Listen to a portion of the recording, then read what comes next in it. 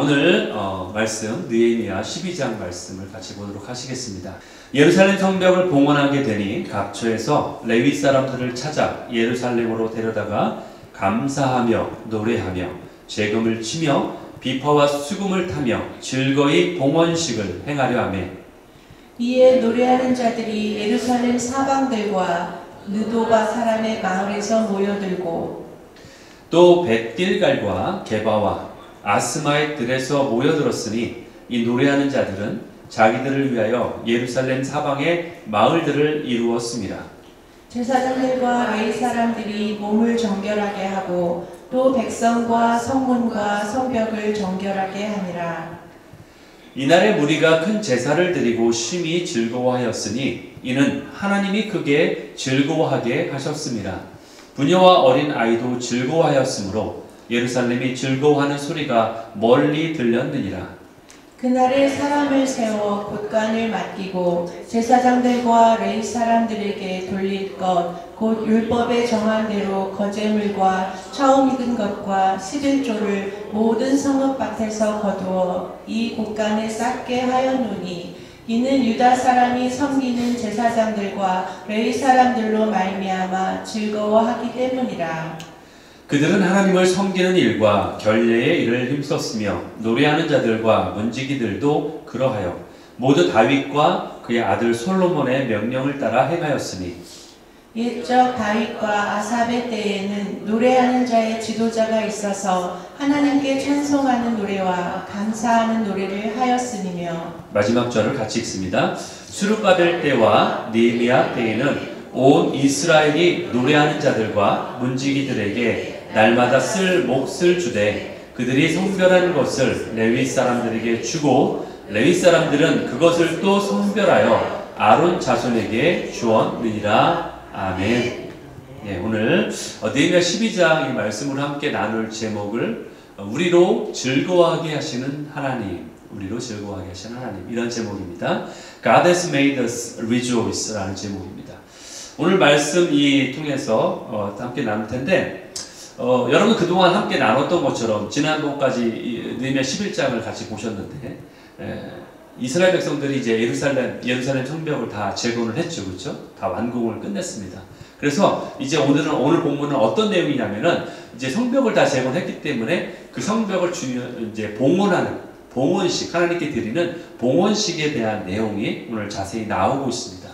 왜냐하면은 이게 봉헌식이 굉장히 중요한 사건이기 때문에 자세하게 설명하고 있습니다. 27절을 먼저 보실까요? 한번 우리가 읽었지만 27절에 보면은 예루살렘 성벽을 봉헌하게 될 때 각처에서 레위 사람들을 불렀다. 그렇죠? 그리고 그들로 하여금 감사하고 노래하고 또 비파와 수금을 타고 재금을 치며 이렇게 봉헌식을 행하게 했다라고 나옵니다.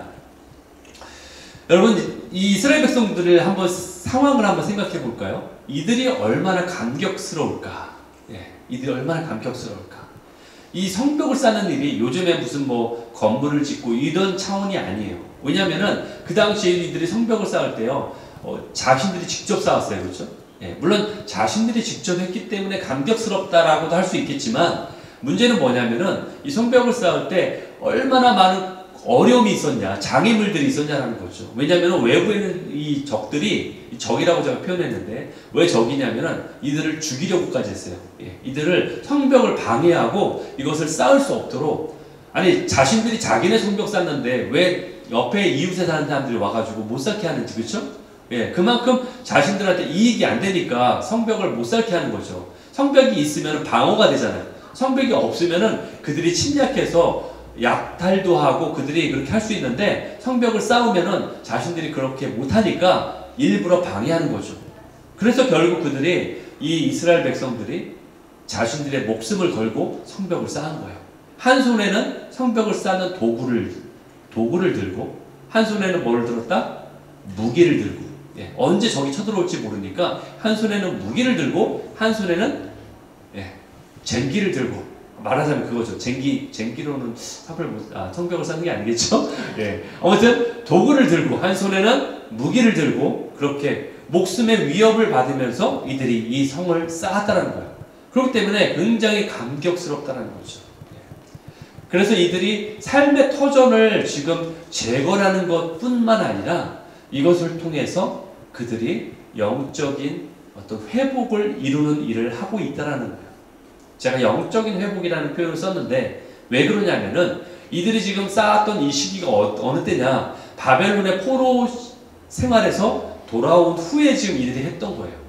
바벨론 포로 생활이라는 건 뭐예요? 이들이 바벨론에서 70년 동안 포로 생활을 할 때에 그들이 예배나 제사를 드릴 수 없었죠. 그렇죠? 왜냐하면 그곳에는 성전이 없으니까. 그곳에는 성전이 없기 때문에 이들이 제사를 드릴 수 없었다라는 거예요. 그렇기 때문에 그들이 할 수 있었던 일은 딱 하나, 그냥 멀리 자신의 고향이 있는 쪽, 성전이 있는 쪽을 바라보고 하염없이 울면서 그들이 제사를 드릴 수 없으니까 기도를 할 수밖에 없는 그 염원을 가지고 언제 우리가 고향으로 돌아갈까, 그러한 마음을 가지고 이들이 그냥 기도만 할 수밖에 없었던 그러한 일들이 이들의 삶이었다는 거죠. 그런데 이들이 이제 포로에서 풀려나잖아요.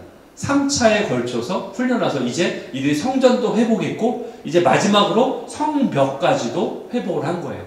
그러니까 모든 게 이제 다 갖춰지는 이 상황이 되니까 이들에게는 감격할 수밖에 없는 거죠. 우리가 지난번에 봤던 느헤미야 11장, 우리가 느헤미야 11장도 봤는데 느헤미야 11장에는 어떤 명단이 나오냐면은 제사장과 레위인들의 명단이 나옵니다. 거기 리스트가 나와요. 그 명단은요, 포로 생활에서 귀환한 돌아온 그러한 영적인 지도자들의 명단이었어요. 그래서 이 명단이 기록되어 있는 이유는 뭐냐?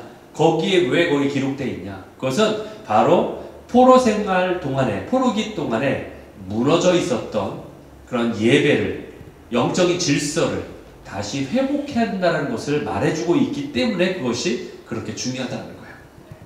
그래서 이 의미는 굉장히 의미가 깊다는 거죠.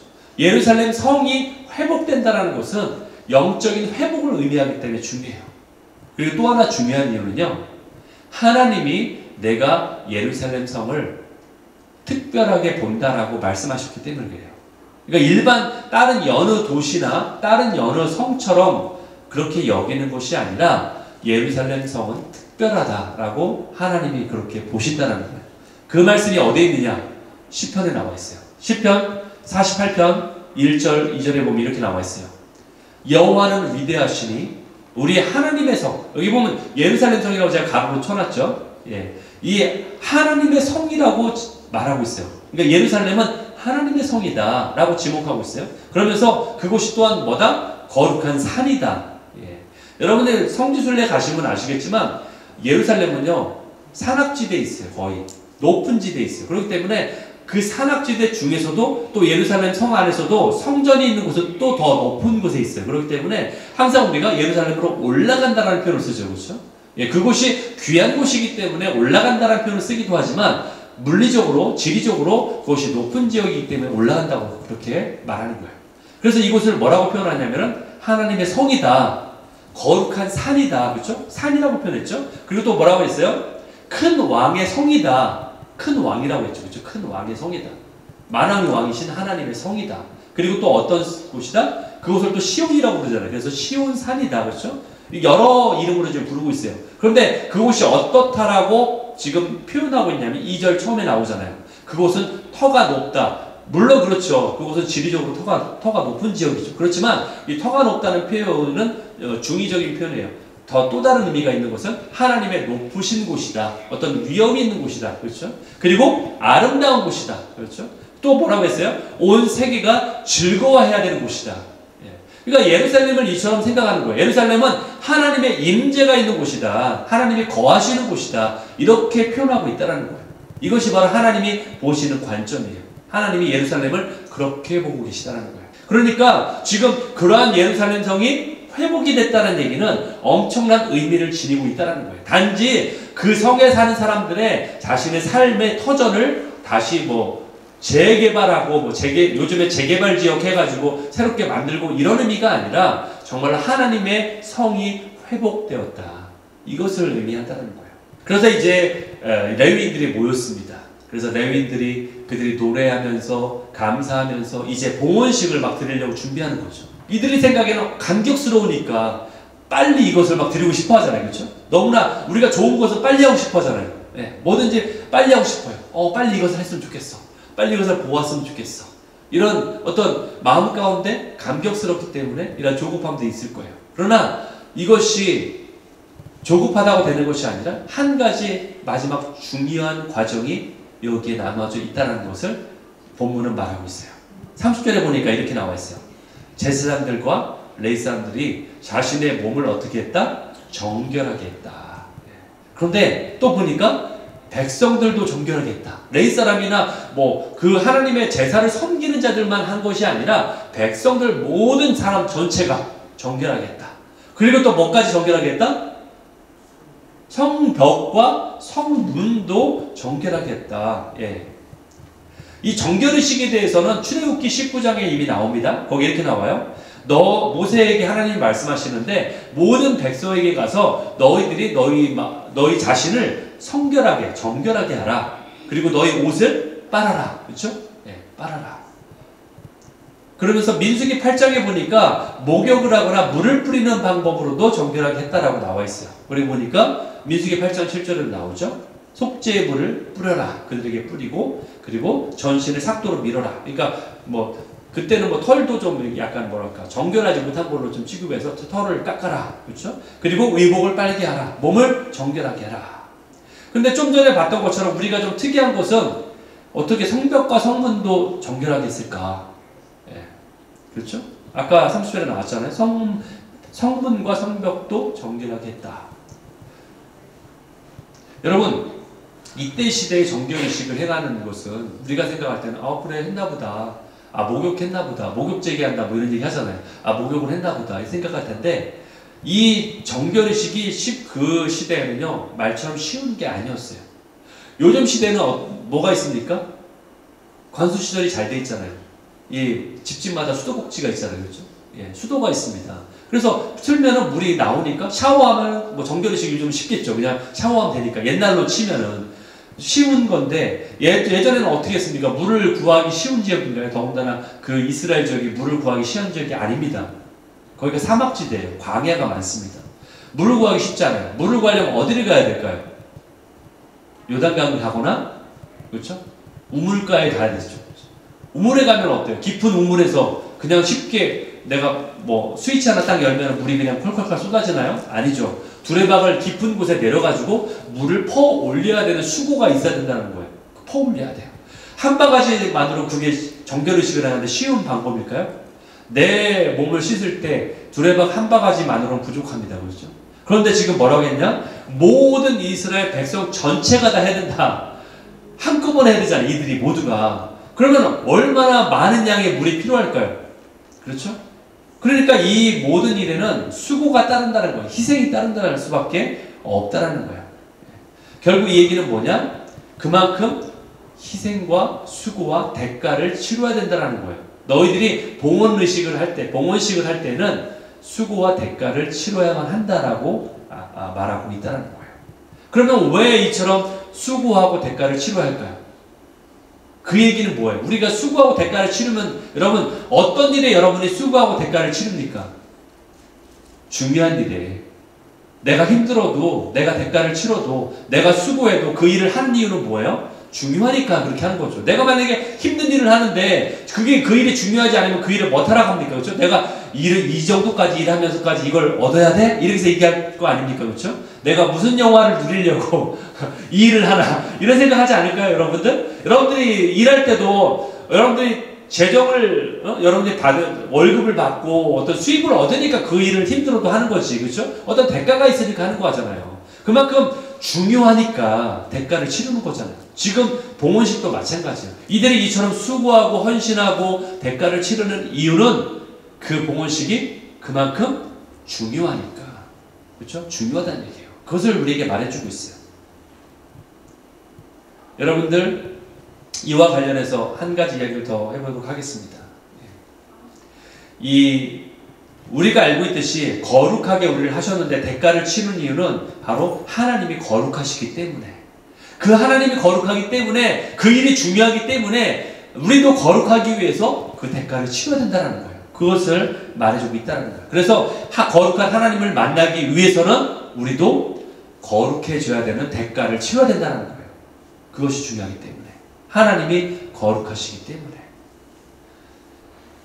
여러분, 우리가 거룩하다는 의미를 혹시 알고 계시죠? 많이 들었을 거예요. 여러분들이 신앙생활 오래 하신 분이라면 거룩하다는 의미가 단지 도덕적으로 또는 윤리적으로 착하게 사는 것이 거룩한 의미가 아니라는 것을 알고 계실 거예요. 거룩하다는 의미가 뭡니까? 거룩하다는 의미가 뭐예요?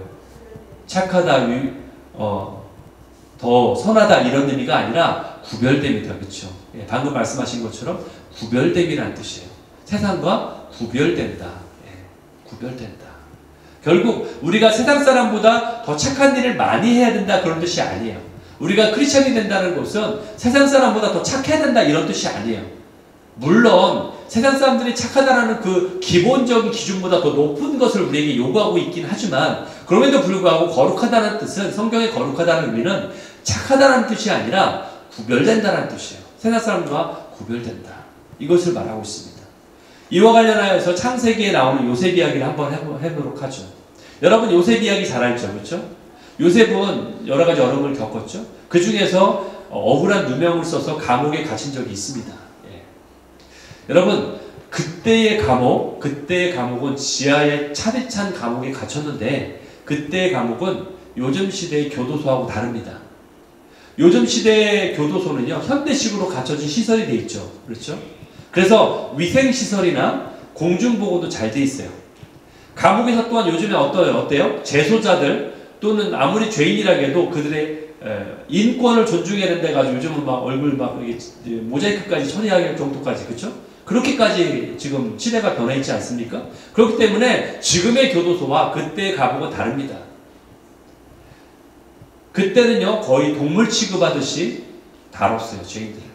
더군다나 요셉이 갇혔던 감옥은 일반 감옥이 아니었어요. 어떤 감옥이었습니까? 예, 정치범 수용소하고 똑같은 데였어요. 예. 정치범 수용소? 여러분, 정치라는 말이 요즘에 근대에 나왔던 말이 정치지 옛날에는 정치란 말이 없었어요. 왜 없었을까요?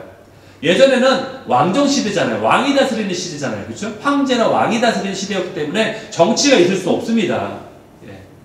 왕의 말에 반대하면요 무조건 사형 죽음이에요. 죽음. 정치가 있을 수 없습니다. 그렇기 때문에 그 왕의 말에 반대하거나 모반을 꾸미거나 그런 자들은 그냥 죽는 거예요. 그런데 지금 말한 것처럼 왕의 말에 반대하거나 모반을 꾸며서 갇힌 자들이 있는 곳이다? 그건 뭐예요? 살아서 감옥에 갇힌 것만으로도 다행인 거예요. 그들은 거기에 갇힌 것만도 다행인 거예요. 그들은 죽지 않고 거기에 갇힌 것만도 다행일 정도로 그렇게 살아있는 자들이라는 얘기예요. 그런 곳에 요셉이 갇혔다라는 거예요. 그만큼 죄수 생활을 하는데 그가 갇힌 곳이 엉망이었을 거라는 것은 우리가 상상하기 쉽다는 거죠. 처참하고 구역질만큼 더럽고 고통스러운 나날을 아마 보냈을 거예요. 요셉이. 목욕은 뭡니까? 목욕은커녕, 그렇죠? 그 안에서 싸고 먹고 제대로 먹었는지 모르겠어요. 그만큼 그러한 열악한 곳에서 감옥 생활을 했을 거예요. 그곳에 있었기 때문에 아마도 요셉 근처만 가면은 아주 인상을 찌푸릴 만큼 코를 찌르는 그러한 악취가 요셉에게 분명히 났을 거예요. 그렇죠? 이런 요셉을 어느 날 바로왕이 부르는 거예요. 데려와라. 요셉을 부른 거죠. 바로왕이 요셉을 오라고 불렀을 때에, 데려오라고 불렀을 때에 그 요셉의 그 더러운 상태로 그대로 바로왕에게 끌고 갔을까요? 당연히 아니죠. 그렇죠? 당연히 그렇지 않죠. 하찮은 죄수의 신분이지만 왕의 기분을 상할 수 있잖아요. 그대로 데려가는 거죠. 그러니까 요셉을 목욕시켰을 거예요. 요셉을 목욕시켰을 때에 한 번으로 됐을까요? 저는 그렇게 생각하지 않습니다. 그의 몸에는 악취를 제거할 때 한 번의 목욕으로 되지 않았을 거예요. 여러 번 막 씻기고 그래도 왜 이렇게 냄새가 가시지 않는 거야? 악취가 왜 이렇게 가시지 않는 거야? 그러면서 계속 여러 번 씻기고 그리고 또 그에게 막 냄새가 나니까 향수도 뿌리고 막 여러 번 뿌리고 옷도 새 것으로 입혀주고 단장시켜서 그렇게 왕 앞으로 데리고 갔을 게 분명합니다. 그렇죠? 머리는 어땠을까요? 산발이 되어 있었겠죠. 산발이 되어 있는 그의 머리도 깎아줬을 테고, 덥수룩해서 다 자란 그 수염도 다 깎았을 테고, 그렇게 단정하게 해서 단정하게 왕 앞에 서게 했을 거예요. 여러분, 이렇게 요셉을 씻기고 단장하고 옷을 입혀주고 향수도 뿌리고 이런 것이 요셉이 귀한 사람이라서 요셉을 그렇게 했을까요? 요셉이 귀해서 그랬을까요? 아니죠. 요셉이 귀해서가 아니라 요셉이 만날 사람이 귀하니까 그렇게 했겠죠. 그렇죠? 왕을 만나야 되니까 그래서 그렇게 한 거예요. 요셉 때문이 아니라 바로왕 때문에 그렇게 한 거예요. 애굽의 왕 바로왕 때문에. 오늘 이스라엘 백성이 봉헌식을 앞두고 정결하게 한 것은요, 그들이 그래서가 아니라 그들이 만날 만왕의 왕이신 하나님 앞에 나가야 되기 때문에 그들에게 정결의식이 필요했다는 거예요. 그래서 그들이 그런 수고를 무릅쓰고 그런 힘든 일을 무릅쓰고 정결해야 된다는 거예요. 우리도 마찬가지인 거예요. 만왕의 왕이신 하나님이 귀하시기 때문에 너희도 그렇기 때문에 정결해야 된다. 이렇게 말씀하시고 계시다는 거예요. 여기서 특이한 게 있죠. 아까 보니까 성벽과 성문도 정결하게 했다. 그렇다면 성문과 성벽에 막 물을 막 껴안고 거기에다가 끼얹고 비눗가루나 세제 막 뿌려가지고 막 박박박 닦고 막 그렇게 정결의식을 했을까요? 궁금하죠, 그렇죠? 아니면 제사장들이나 레위인들이 성문이나 성벽에다 손을 얹고 돌 하나하나에 손을 얹고서 안수하고 기도하고 축복하는 것이 정결의식일까요? 여기에 대해서는 레위기 14장에 잘 나와 있어요. 어떻게 집을 정결하게 하는지. 레위기 14장에 보니까 집을 정결하기 위해서는 어떻게 해라? 새 2마리를, 새의 피를 거기에 뿌려가지고, 그렇죠? 흐르는 물을 우슬초에 찍어서 뿌려라. 집에. 그걸 정결하게 하라. 이것이 바로 정결의식이었어요. 이렇게 했다는 거예요. 결국 어떤 방법을 사용했든지 간에 중요한 것은 뭐냐? 성벽과 성문까지도 구별되게 만들었다는 얘기예요. 예. 이 말의 의미는 성벽과 성문까지도 구별되게 했다. 이 얘기는 뭐예요? 거룩이라는 것은 주님, 이 성벽이나 성문까지도 이것이 우리의 것이 아니라 누구의 것입니다? 하나님의 것입니다. 하나님의 것입니다라고 구별되게 만들었다는 거예요. 성벽도 우리가 재건한 거잖아요. 그렇죠? 이스라엘 백성이 재건한 거잖아요. 우리가 성벽도 재건했지만 이것이 우리의 공로나 우리의 업적이나 우리의 성취가 아니라 이것도 하나님의 것입니다. 하나님이 하셨습니다. 하나님께 드립니다. 이것이 우리의 것이 아닙니다. 내가 수고했지만 내 것이 아니라 하나님의 것입니다. 그래서 성벽과 성문까지도 구별하여 드렸다는 거예요. 그게 바로 성문과 성벽을 정결하게 했다. 거룩하게 만들었다라는 의미의 뜻이에요. 여러분, 이스라엘 백성이 하나님께 제사 드릴 때도 마찬가지예요. 제사 드릴 때도 제물로 드려지는 양과 소를 정결하게 했습니다. 단순히 양과 소를 깨끗하게 했다라는 의미보다는 이것을 하나님의 것으로 구별하여 드렸다. 이 뜻이에요. 하나님의 것으로 구별하여 드렸다. 그것이 바로 거룩하다는 의미예요. 그러니까 우리도 거룩하라는 의미는 뭐예요? 우리도 구별되게 하나님께 드리는 존재다. 그것을 뜻하는 거예요. 그 구별되기. 단지 깨끗하게 한다, 흠이 없다 이런 뜻이 아니라 우리를 구별해서 하나님께 드린다 이 뜻이라는 거죠. 결국 이 얘기는 뭐예요? 우리가 세상의 가치관을 따라 사는 자가 아니라 하나님의 뜻에 따라 하나님의 가치관에 따라 사는 자로 내가 구별되기 원합니다. 나는 그러한 자가 되겠습니다라고 주님 앞에 드린다라는 거예요. 그것이 바로 거룩함의 의미라는 거예요. 내 뜻대로 살지 않겠습니다. 나는 주님의 것입니다. 느헤미야 12장 1절을 이하를 보면은 스룹바벨과 함께 귀환한 제사장 레위인의 명단이 나옵니다. 12장 1절에 보니까 스알델의 아들 스룹바벨과 여호수아와 함께 돌아온 제사장과 레위 사람은 이러하다라고 하면서 그들의 명단이 쭉 나와요. 여러분, 스룹바벨은요 몇 차 때 귀환한 사람인지 아십니까? 1차 때 귀환했어요. 느헤미야는 몇 차 때 왔어요? 3차 때. 1차, 2차, 3차 때 걸쳐서 계속해서 포로 생활에서 돌아온 거예요. 고향으로 돌아온 거예요. 예루살렘으로. 따라서 이 명단은 뭐냐? 1차 때부터 3차 때까지 돌아온 모든 귀환했던 모든 제사장, 레위인들의 명단이 여기 있다라는 거예요. 그러면 여기 한 가지 어떤 궁금증이 생겨요. 왜 이처럼 제사장과 레위인들의 명단을 낱낱이 파악했을까? 왜 파악하려 했을까? 이 명단을. 단순히 지금 한 번 드릴 봉헌식을 위해서 이것을 준비한 걸까? 이런 생각이 들지 않습니까? 지금 봉헌식을 하기 전이니까 단 한 번의 봉헌식을 위해서 이렇게 모든 명단을 다 파악하고 있는 것인가? 그게 아니라는 거예요.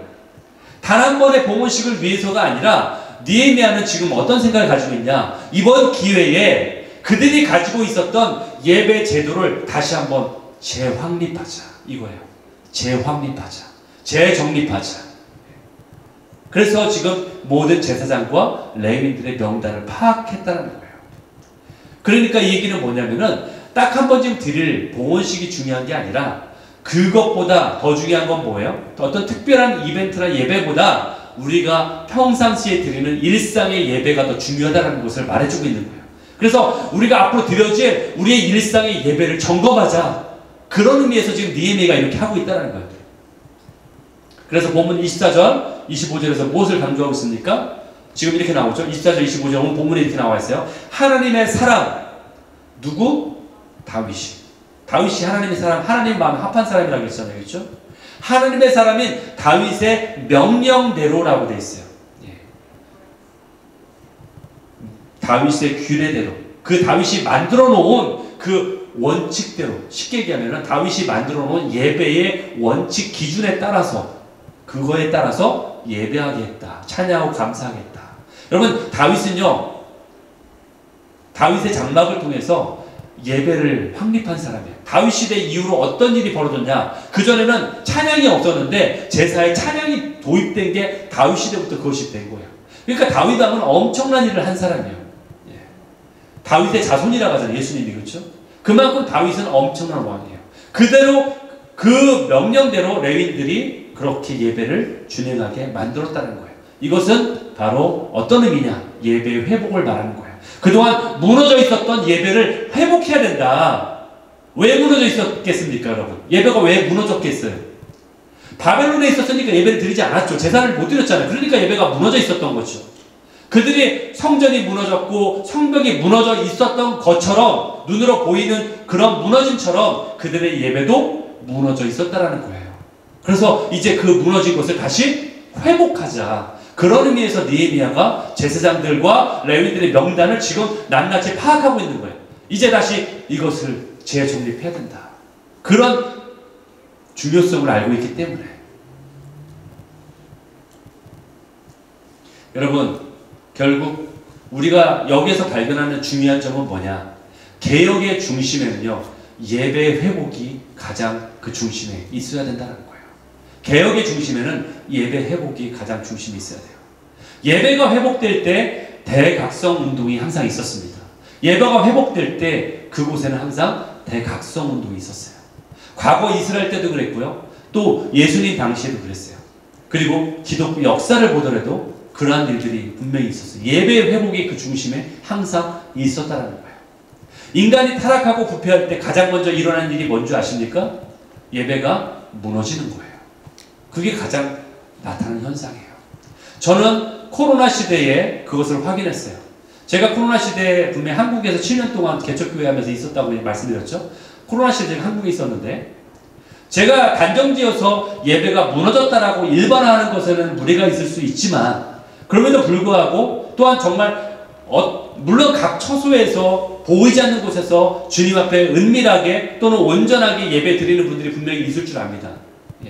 주님 앞에 남겨진 그 7,000명의 사람들이 분명히 처소마다 있는 것은 분명히 맞습니다. 그럼에도 불구하고 전체적으로 봤을 때는 코로나 시대에 교회적으로 봤을 때는 많은 예배들이 무너지는 것을 제가 목격을 했어요. 결단코 예배가 회복되고 온전하다고 말할 수 있을까? 저는 거기에 의문이 듭니다. 모든 종교개혁 대각성 운동의 시작과 중심에는 예배 회복이 그 중심에 있었다는 거예요. 하나님의 자리를 대신하고 있는 모든 우상을 끌어내리고 그리고 상한 심령과 겸손한 마음으로 주님 앞에 긍휼과 자비를 구하는 예배, 이 예배가 회복되어야 되는 것이 바로 주님이 우리에게 원하시는 예배의 모습이라는 거예요. 바로 교회의 생명, 크리스찬의 생명은 바로 이 예배이기 때문에 이것은요, 제가 말씀드리는 것이 아니라 예수님이 직접 하신 말씀이에요. 예수님이 뭐라고까지 말씀하셨냐? 아주 대놓고 얘기하셨어요. 직접적으로. 하나님은 이러한 자를 찾는다. 하나님이 찾는 자는 이러한 자다. 이 찾는다는 의미는 뭐예요? 하나님이 찾는다는 얘기는 뭐예요? 하나님이 원하신다. 이 얘기죠. 하나님이 이러한 자를 원하신다. 하나님이 찾는다는 얘기는 그 뜻이잖아요. 요한복음 4장 23절, 24절. 하나님이 어떤 자를 찾는다? 어떤 자를 원하신다? 영과 진리로 예배하는 자를 찾는다. 영과 진리로 예배하는 자를 원하신다. 이 얘기잖아요. 예수님이 하신 얘기예요. 제가 하는 얘기가 아니라. 하나님이 이러한 자를 찾고 있다. 지금도 불꽃 같은 눈으로 찾고 계시다. 예. 하나님의 마음에 있는 열정이죠. 예배하는 자. 어떻게 예배하는 자? 진정으로 예배하는 자. 영과 진리로 예배하는 자를 찾고 계시다. 이것은 예수님도 동일하겠죠. 여러분, 이스라엘 백성들이 힘을 합쳐서 온갖 어려운 역경을 이겨내고 성벽 재건을 완성을 했어요. 봉헌식만 남은 거죠. 이제 봉헌식을 딱 하면 돼요. 하지만 느헤미야는 이것에 만족하지 않아요. 이것에 안주하지 않아요. 내가 이 어떤 이벤트를 통해서 짠 하고서 우리가 봐라, 우리가 성취한 결과물이 여기 있지 않냐. 성벽 재건 다 했죠. 그래, 맞아요. 성취물이 있습니다. 업적을 이뤘어요. 그렇다고 해서 이것이 우리가 해낸 거다라고 하면서 여기에 만족하고 축하하면서 이것을 자랑하고 싶어 하지 않은 거예요. 정말 우리가 원하는 것은 예배 회복이다. 이 어떤 이벤트를 통해서 우리가 뭔가를 드러내고 자축하면서 거기에 안주하는 것이 우리가 원하는 것이 아니다라고 분명히 느헤미야는 말하고 있는 거예요. 그래서 예배를 점검하는 거예요. 그러면서 이제 봉헌식이 시작이 됩니다. 그래서 이스라엘 백성들이 두 그룹으로 나눴어요. 성벽이 있으면 둥그랗잖아요. 동그랗잖아요. 그러면은 에스라를 중심으로 성벽 위에서 시계 방향인 오른쪽으로 돌게 만들었어요. 그리고 느헤미야를 중심으로 시계 반대 방향인 왼쪽으로 돌도록 했어요. 그래서 이들이 돌면 어디서 만나요? 중간에서 만나죠. 거기에 바로 성전이 있는 곳이에요. 저 끝에. 성전이 거기에 있어요. 그래서 그곳에서 만나서 함께 축하하는 시간을 갖기를 하는 거예요. 그렇게 이제 봉헌식이 시작이 됐습니다. 그때에 이 행진 맨 앞에 누가 있었냐? 제사장들이 나팔을 들고 앞장서도록 했어요. 제사장들이 나팔을 불고 앞장설 때 백성들이 그 뒤를 따랐는데 43절에 보니까 뭐라고 했냐? 이들이 기뻐했다. 즐거워했다. 심히 즐거워했다. 여러분, 이날은 물론 즐거워하는 날이죠. 그런데 얼마나 여러분들이 이들이 기뻤을까? 여러분, 이스라엘 백성들은요, 마음 놓고 기뻐할 수 없었던 자들이었어요. 이전까지 이들이 역사를 보더라도 바벨론이라는 그 강대국의 포로에 잡혀서 70년 동안이나 그들이 거기 갇혀 있었고요. 풀려났어요. 이들이 풀려났다고 무조건 마냥 기뻐할 수 없었어요. 왜? 와봤더니 형편없습니다. 예루살렘이 다 무너져 있었어요. 성벽도 무너져 있지, 성전도 다 허물어져 있었지, 이들이 예배를 드릴 수도 없어요. 제단을 드릴 수도 없어요. 모든 게 다 무너져 있어요. 그리고 왔더니 외부인들이 거기에 와서 내 땅인 것처럼 살고 있어요. 그렇죠? 그러니까 이들에게 있는 온갖 어려움이나 고통이나 역경들은 엄청났던. 그래서 이들이 포로 생활에서 풀려났지만 마냥 기뻐할 수 없었어요. 그런데 이들이 결국 성전을 다시 건축해서 재건하고 이제는 성벽마저도 완전히 재건했을 때 이들의 주님 앞에서 이 기쁨을 누릴 수 있었습니다. 이들이 이 기쁨을 누리는 데는 거의 90년이라는 시간이 필요했어요. 90년 동안 이들은 웃을 수 없었어요. 그러나 이제 이들은 웃을 수 있어요. 즐거워할 수 있어요. 얼마나 행복했을까요? 이들이 얼마나 행복했으면 이들의 웃음소리가 저 뒤에 나오죠. 즐거워하는 소리가 멀리까지 들렸다. 43절에 나오잖아요. 이들이 즐거워하는 소리가 저 멀리에서도 들릴 정도로 이들이 그렇게 즐거워했다라고 지금 나오고 있잖아요. 그런데 이것이 누가 이렇게 한 거예요? 여러분들, 이들이 즐거운 이유가 뭡니까? 찬양대가 노래를 잘해서 즐거워했을까요? 아니면은 성벽 봉헌식이 웅장해서 이들이 너무나 감격해서 이걸 보면서 와 재밌다 그래서 즐거워했을까요? 그 이유를 43절에 밝히고 있어요. 이들이 심히 즐거워하였으니 이는 하나님이 크게 즐거워하게 하셨기 때문이다. 하나님이 행하셨기 때문이다. 여러분, 예배에는 하나님의 기쁨이 있어야 되죠. 그렇죠? 우리가 예배드릴 때 하나님의 기쁨이 있어야 되는데 그것은 인간이 만들어내는 기쁨이 아닙니다. 내가 물론 인간이 기뻐할 수도 있어요. 그러나 그 기쁨은 오래가지 않아요. 그 기쁨은 우리의 밑바닥을 드러낼 수밖에 없어요. 하나님의 기쁨이 있을 때 우리가 진정으로 기뻐할 수 있습니다. 하나님이 기뻐하게 하실 기쁨이야말로 진정한 기쁨이라고 할 수 있다는 거예요. 왜냐? 하나님은 기쁨의 근원이시기 때문에. 하나님의 기쁨의 근원이 되시기 때문에. 시편 16편에 이런 말씀이 있어요. 주께서 생명의 길을 내게 보이셨으니 주님 앞에는 충만한 기쁨이 있고 주님의 오른쪽에는 영원한 즐거움이 있다. 이거 보면은 주님의 앞이라는 뜻이 뭐예요? 주님 앞에는 주님의 앞쪽이라는 위치를 얘기하는 게 아니에요. 주님의 앞, 그러니까 이런 거 있잖아요. 아, 주님을 대면한다는 거, 뭐 주님 앞에 내가 있는 것처럼. 그러니까 주님의 임재를 말하는 거예요. 주님의 in your presence, 주님 앞에서. 그러니까 주님이 계신 곳이란 얘기예요. 주님 앞이란 얘기는. 그 주님 뒤에는 뭐 기쁨이 없습니까? 그 얘기가 아니에요. 주님이 계신 곳이란 뜻이에요. 주님이 계시는 곳에는 주님의 기쁨이 항상 있다. 그 얘기예요. 그럼 주님의 오른쪽이라는 뜻은 뭐예요? 항상 영어를 보면 똑같습니다. 오른쪽은 오른편이라는 얘기예요. 오른편.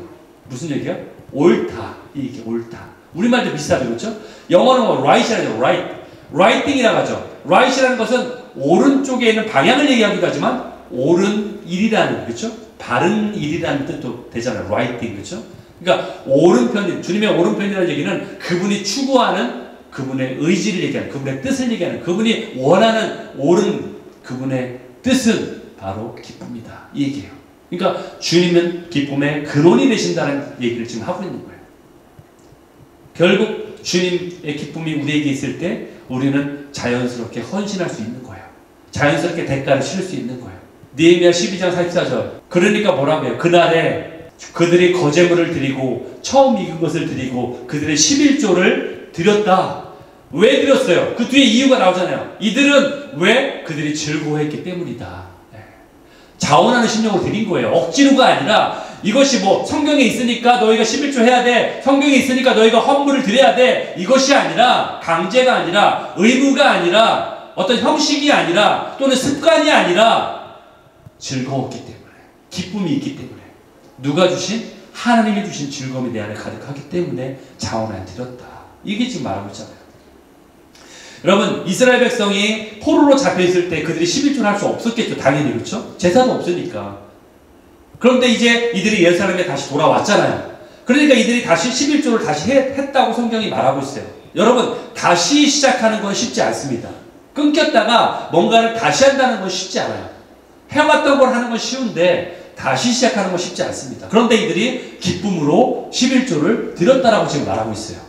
여러분, 눈에 보이는 예루살렘과 성벽과 성전을 재건하는 것도 중요하지만 그보다도 중요한 것은 느헤미야가 그토록 원했던 영적인 자신의 삶이 재건되는 거였어요. 회복되는 거였어요. 그래서 지금 온 이스라엘 백성들이 노래하는 자들, 문지기들, 그들에게 날마다 쓸 몫을 11조를 통해서 그들의 헌금을 통해서 충원했다고 나오잖아요. 그렇죠? 예, 그러니까 그것이 뭐예요? 이것을 받은 노래하는 자들과 문지기들은 또 자신들이 받은 것에서 성별해서 그것을 레위 사람들에게 줬다라고 본문이 말하고 있어요. 그리고 레위 사람들은 자신들이 받은 것을 다시 성별해서 제사장인 아론 자손에게 주었다라고 또 이렇게 얘기하고 있어요. 이것이 바로 저는 섬김이라고 생각해요. 섬김. 내가 어떤 수고를 하는 것을 통해서, 나의 수고를 통해서, 재정을 통해서 또 다른 하나님의 일을 하는 자들에게 흘러가게 하고 그를 통해서 그들이 하나님의 일을 온전히 할 수 있도록 섬겨주는 거죠. 그것이 이런 어떤 올바른 순환이 있었다는 거예요. 이스라엘의 12지파들은 이렇게 레위지파의 섬김과 봉사가 있었기 때문에 하나님 앞에서 제대로 제사를 드리고 예배할 수 있었던 거예요. 왜? 레위인과 이들의 제사장의 섬김과 봉사가 있었기 때문이죠. 반대로 레위지파나 제사장들은 이 12지파들이 공급하는 그런 11조가 있었기 때문에 주를 섬기는 일에 전념할 수 있었던 거죠.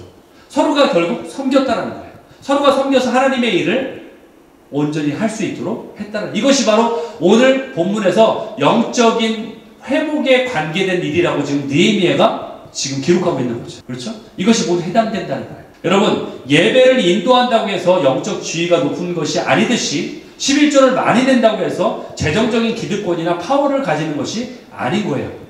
이 일은 결국 모든 일은 다 하나님의 일을 위해서 서로가 섬기도록 하나님이 행하신 일이라는 거예요. 이 일에 우리가 섬겨야 된다는 것을 지금 본문은 말해주고 있는 거예요. 하나님이 기뻐하시는 온전한 공동체가 되기 위해서는 이스라엘 백성들은 이처럼 제사장이나 레위인들은 자신들이 해야 될 일을 책임지고 섬겨야 됐고, 그리고 또 백성들은 11조나 헌금을 통해서 자신들의 섬김의 일을 실천해야 됐다는 거예요. 이 모든 일이 하나님의 영적인 회복을 위해서 필요한 일들이라고 분명히 말하고 있어요. 그래서 이들은 단순히 11조를 냈다라는 언급이 아니라, 그러한 기록이 아니라 그들 안에 무너졌던 영적인 삶이 이제 다시 재건되기 시작했다. 이것을 지금 성경이 말해주고 있는 거예요. 영적인 삶이 다시 재건되고 있다.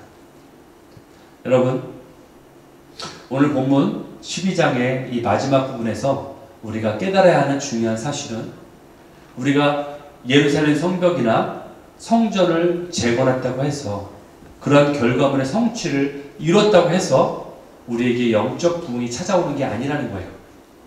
그러니까 지금 성벽을 재건했잖아요. 성전은 그 이전에, 그 시대 이전에 이미 재건했고, 성벽마저도 다 재건했잖아요.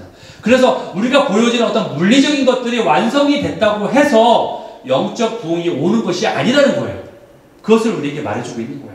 중요한 건 뭐예요? 영적 부흥이 일어나는 것은 바로 영적 부흥을 믿는 자들의 순종이 필요하다는 거예요. 그 순종이 있을 때에 영적 부흥이 우리에게 있다는 거예요. 우리는 전 세계적인 팬데믹을 이미 겪었습니다.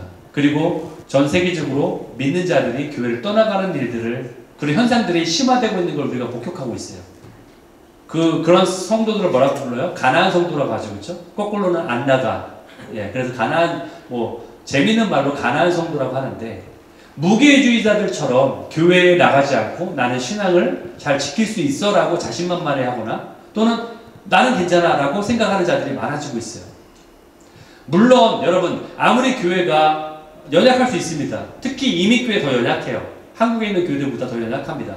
왜냐하면 이민사회를 살아야 되니까 우리가 얼마나 힘듭니까? 이민 생활이 얼마나 힘들어요. 그렇죠? 그러니까 이민생활에 와서 뭐 지지고 볶고 난리를 치고 교회 안에서도 그런 일들이 있어요. 사실은 아무리 그렇다 할지라도, 교회가 아무리 연약하고 아무리 불완전할지라도 교회가 중요한 이유는요, 이 교회를 만드신 분이 누구기 때문에?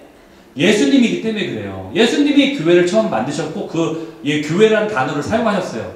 교회를 만드신 분은 예수님이세요. 베드로에게 말씀하시잖아요. 이 교회를 내가 너의 반석에 세운다. 너의 믿음의 반석에 세운다. 성경에서는 분명히 또 뭐라고 말씀하시냐면은, 마지막 때에 예수님이 다시 오실 그날에 승리하는 교회가 분명히 있을 것이다. 너의 교회가 분명히 있어야 된다라고 말씀하시지, 각자 전투를 해서 버텨라 이렇게 말씀하고 있지 않습니다. 우리가 하나가 되어서 교회가 주님 앞에 나가야 된다. 교회의 중요성을 말하고 있어요. 물론 교회는 각 한 사람 한 사람이 교회지만 정말 이 교회 공동체가 중요하다는 거예요.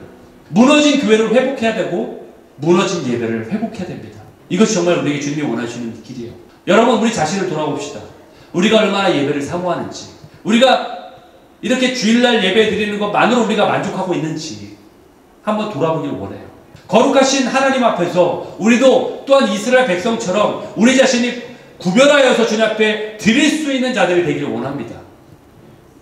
단지 종교생활을 하는 자가 아니라, 제가 싫어하는 단어가 종교생활이라는 단어예요. 종교생활이 아니라 우리는 신앙생활을 해야 되는 사람이에요. 우리는 종교생활이 아닙니다. 여기 나와가지고 이렇게 행하는 것처럼 순서에 맞춰가지고 헌금하고 예배 찬양하고 이런 어떤 관습적인 행위가 중요한 게 아니라, 내 안에 정말 하나님과 관계하고 있는가, 내 안에 정말 하나님을 향한 나의 믿음의 고백이 있는가, 주님을 향한 나의 순종이 있는가, 아까 정결의식처럼 나의 대가를 치르고자 하는 나의 희생이 있는가, 나의 순종이 있는가, 이것이 정말 중요하다는 거예요. 그런 순종과 희생과 대가의 치름이 있을 때에 그 안에 부흥이 있는 겁니다. 아멘? 부흥은 자동적으로 주어지는 게 아니에요. 우리가 주님 앞에 순종하는 모습이 있을 때에 부흥이 임하는 것이지, 나의 썩어짐이 있을 때 부흥이 임하는 거지, 내가 어떤 큰 교회 가서 그건 큰 교회이지 부흥이 아니에요. 사람이 많아지는 게 부흥이 아니에요. 내 안에 하나님의 나라가 임할 때에 진정한 부흥이 내 안에 찾아오는 겁니다. 아멘? 하나님은 그 영적 회복을 원하세요. 왜? 하나님이 우리에게 기쁨을 주시는 분이기 때문에. 내가 너에게 기쁨을 부어준다. 네가 자원하는 심령으로 나에게 나오길 원한다라고 말씀하세요. 강제로, 억지로, 또는 이것이 해야만 해서 그런 규칙 때문이 아니라 자원하는 심령으로. 왜? 주님 앞에는 충만한 기쁨이 있고 주님의 오른손에는 영원한 즐거움이 있기 때문에 그 영원한 즐거움에 참여하는 자가 되기 원한다. 주님 우리에게 그렇게 말씀하십니다. 아멘. 이렇게 주님의 영원한 기쁨에 참여하시는, 그래서 우리의 영적인 예배가 회복되고 우리 교회가 살아가라고 우리가 그런 부흥을 맛볼 수 있는 저와 여러분 되시기를 예수 그리스도 이름으로 축원합니다. 아멘.